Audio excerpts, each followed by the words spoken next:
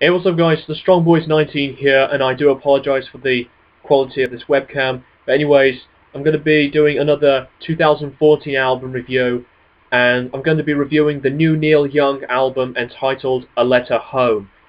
Now, for those who don't know, Neil Young is an infamous Canadian singer-songwriter, and he has been doing his music career since the 1960s, and despite him being a solo artist, he has put up some albums with different bands involving Crosby, Stills and Nash and Crazy Horse, and he has put up an album with Pearl Jam as well. So Neil has been one of my new favourite artists, and I've been a big fan of his work for a couple of months now, and he has put up some fantastic releases like Everybody Knows This Is Nowhere, Tonight's the Night, On the Beach, Comes a Time, Rags to Glory, and my absolute favourite from him is After the Gold Rush. You know, After the Gold Rush is an album that I strongly recommend, and it's just definitely one of my favourite albums of all time. So yeah, like I said, I do apologise, excuse me, for the quality. But anyways, this was an album that I was really surprised about, because I didn't expect Neil Young to release another album, and this is the follow-up to 2012's Psychedelic Pill with Crazy Horse as well. And you know, I always find Neil just a very interesting, amazing singer-songwriter, because of how he could write some fantastic stuff from his guitar playing, and also from his really unique playing on the piano as well. And the way he sings, he does have a high distinctive voice, and he can still sing high to this very day. And this album is just a big surprise to me, and this is his 34th album as well, and the album's recorded inside Third Man Records, which is Jack White's record label, who has been in the White Stripes, and he's been a solo artist as well.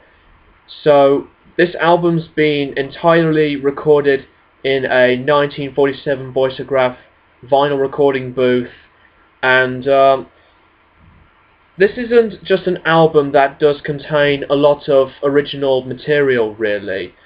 This is basically a cover album, and when I look at cover albums, it really does remind me of Johnny Cash's stuff, like his American series of albums from different covers that he had done from his career. And this is an album that I really enjoyed a lot, even though that some people would give it quite a mixed response. But it is still an enjoyable album for me to listen to, and I would certainly listen to this occasionally a few more times, and just to really dig it. And the first track of this album is just basically a message to his mom, you know, just to tell her that he hasn't talked to her for a really long time, and other things, and his mother passed since 1990, and this is a cover album of songs that he covered from a lot of his favourite artists, from like Bruce Springsteen, Bob Dylan, Burt Jansch, Gordon Lightfoot, the Everly Brothers, Willie Nelson, and others as well.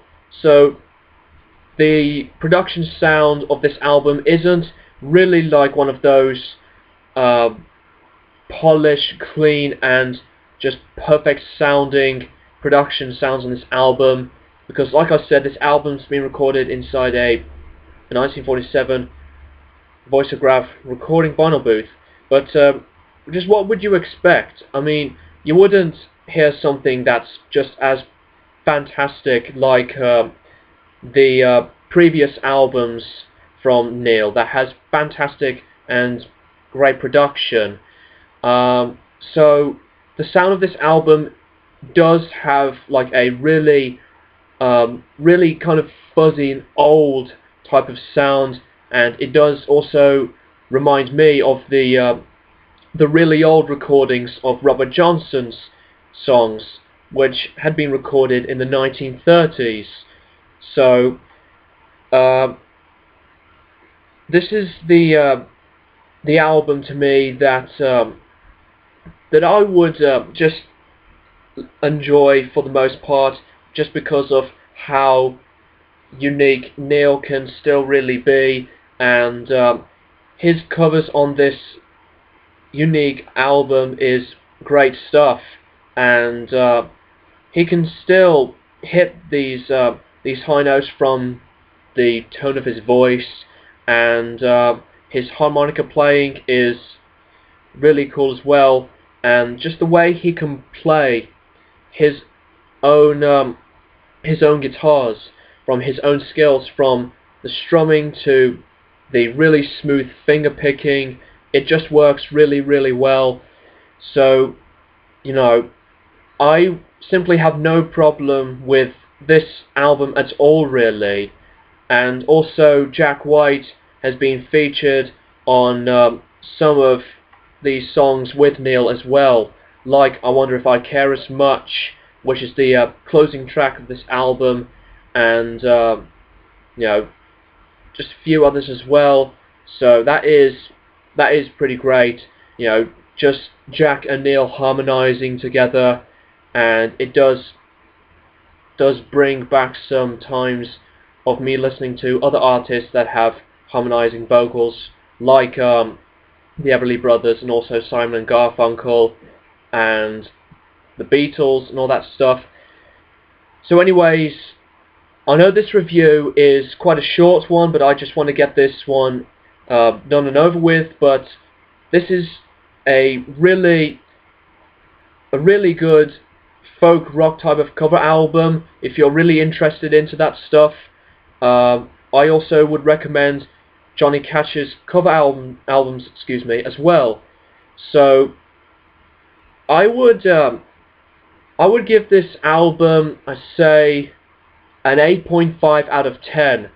So, you know, despite Neil Young as a great, talented musician as always, he can still put up some great songs that he can really write from his distinctive voice, and some really interesting personal lyrics that does have meaning to it. And I would simply just praise Neil Young for just being one of the best musicians I've ever heard. So, you know, let me know what you guys think of this album. So, thank you guys for watching, and I'll keep you posted for more videos in the future.